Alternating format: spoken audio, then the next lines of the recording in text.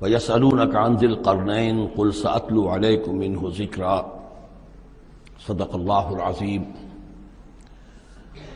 ذوالقرنین کے بارے میں آپ کو بتا چکا ہوں کہ ان کا نام تاریخ میں جو مشہور ہے وہ کیخسرو یا سائرس،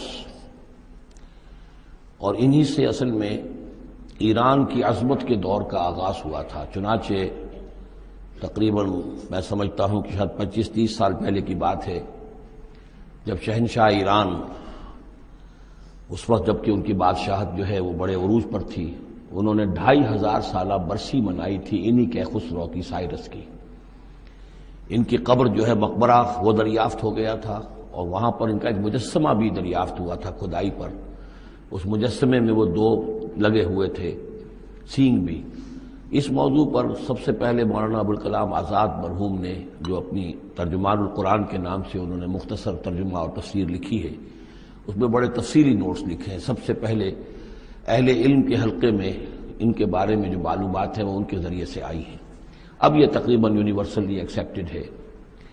پھر سوال پیدا ہوتا ہے کہ ان سے کیا دلچسپی یہود کو تھی، تو وہ بھی سمجھ لیجئے کہ نبوکدنضر نے 587 قبل مسیح میں حملہ کیا تھا فلسطین پر، اور نبوکدنضر عراق کا بادشاہ تھا۔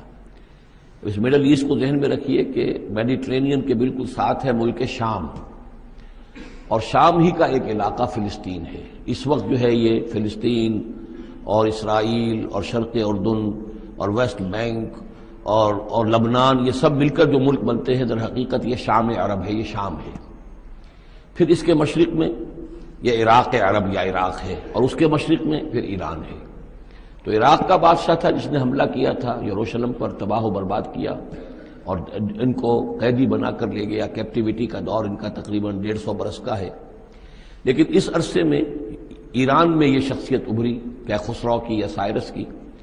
اس نے پھر فتوحات کا دائرہ شروع کیا، تو سب سے پہلے عراق کو فتح کیا، بیبیلونیا کو، اور یہاں پر جو یہ اسیر تھے یہودی، ان کو اجازت دے دی کہ تم واپس جاؤ، اپنا یروشلم آزاد کرو، اپنے جا کر آباد کر لو دوبارہ۔ تو گویا کہ یہ محسن ہیں ان کے، ذوالقرنین جو ہے ان کے محسن ہیں، جن کی وجہ سے کہ جن کے ذریعے سے اللہ تعالیٰ نے انہیں بیبیلونیا یعنی عراق کی کیپٹیوٹی، جو ان کی اسارت کا دور تھا، اس کو ختم کیا، آزادی ملی، اور پھر یہ واپس آئے۔ حضرت عزیر علیہ السلام کے ساتھ قافلہ آیا ہے، اور وہ تقریباً پھر انہوں نے آ کر یہاں اثر نو اس شہر کو بھی آباد کیا، اور ہیکل جو ہے حضرت سلیمان علیہ السلام کا بنایا ہوا جو وہ عبادت خانہ تھا، اس کو دوبارہ تعمیر کیا۔ اس اعتبار سے ذوالقرنین جو ہے وہ ان کی تاریخ میں ایک معروف شخصیت ہے۔ تاریخ سے معلوم ہوتا ہے کہ انہوں نے پھر ایران کی پہلی حکومت کو کنسولیڈیٹ کر کے پارس اور مادہ کو ملا کر ایک سلطنت ایران بنائی۔ پھر ان کی فتوحات کے 3 دائرے ہیں۔ مغرب کی طرف میڈیٹرینین تک پورا علاقہ فتح کر لیا۔ مشرق میں پھر یہ ہمارا جو مکران تک کا علاقہ ہے، یہ سارا کا سارا علاقہ ایران کے ساتھ ہی ملتا ہوا ہے، بلوچستان، مکران، یہ پورا علاقہ انہیں فتح کیا۔ ایک مہم ان کی شمال کی طرف گئی، بحیرہ کیسپین جو ہے، اور ادھر سے جو وہ بلیک سی ہے، بحیرہ اسود، ان دونوں کے درمیان جو پہاڑی سلسلے ہیں، یہ شمال کی طرف جو ہے تیسری مہم گئی۔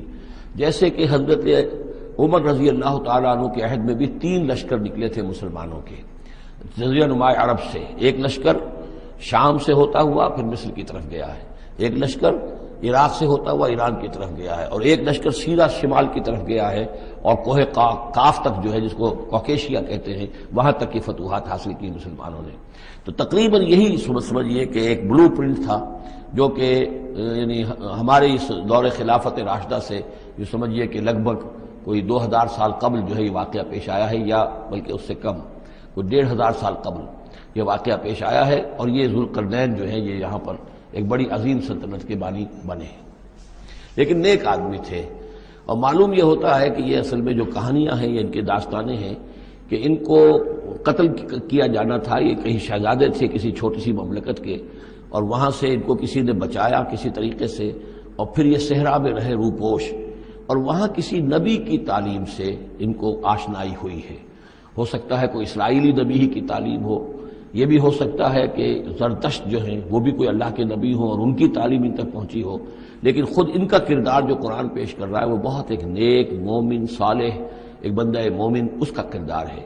یہ کردار جو ہے کسی بھی درجے میں 1% بھی جو ہے وہ کسی اور دوسرے فاتح پر یا کسی اور حکمران کے اوپر جنہیں بھی ہم جانتے ہیں تاریخی اعتبار سے ان پر منطبق نہیں ہوتا. یہ انہی کی شخصیت ہے. وَيَسْأَلُونَكَ عَنِ ذِي الْقَرْنَيْنِ، اور اے نبی آپ سے پوچھ رہے ہیں ذوالقرنین کے بارے میں. قُلْ سَأَتْلُو عَلَيْكُم مِّنْهُ ذِكْرًا، ان سے کہیے میں عنقریب تمہیں اس کے بارے میں کچھ حالات بتاتا ہوں.